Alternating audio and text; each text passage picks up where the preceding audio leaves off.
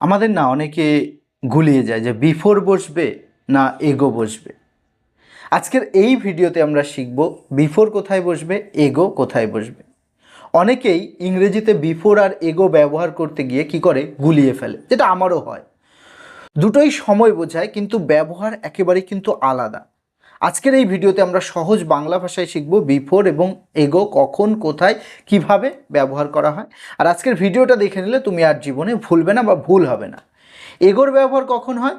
বর্তমান সময় থেকে পিছনের সময় বোঝাতে, অর্থাৎ এখানে সব সময় পাস্ট ইনডিফিনাইট টেন্স বসাবে, মানে এখন থেকে আগের পর্যন্ত। যেমন I met him 2 years ago, আমি তাকে 2 বছর আগে দেখেছিলাম।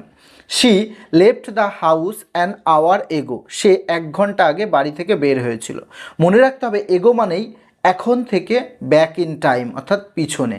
আর বিফোর কোথায় বসে? বিফোর ব্যবহৃত হয় অতীতের আরেকটা ঘটনার আগের সময় বোঝাতে। এখানে বেশিরভাগ ক্ষেত্রে পাস্ট পারফেক্ট বা পাস্ট ইনডিফিনাইট টেন্স ব্যবহৃত হয়। যেমন আমি রাতে খাবারের আগে হোমওয়ার্ক শেষ করেছিলাম। I had finished my homework before dinner.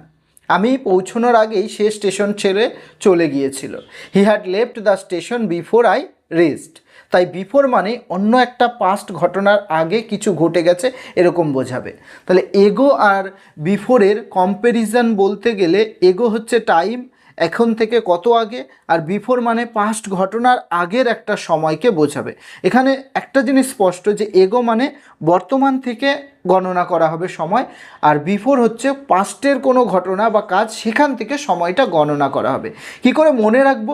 এগো হচ্ছে এখন থেকে পিছনে, আর বিফোর হচ্ছে পাস্ট ঘটনার কোনো আগে।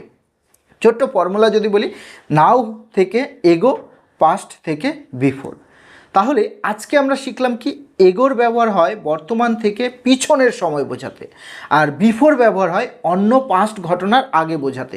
আশা করি এখন আর ভুল হবে না।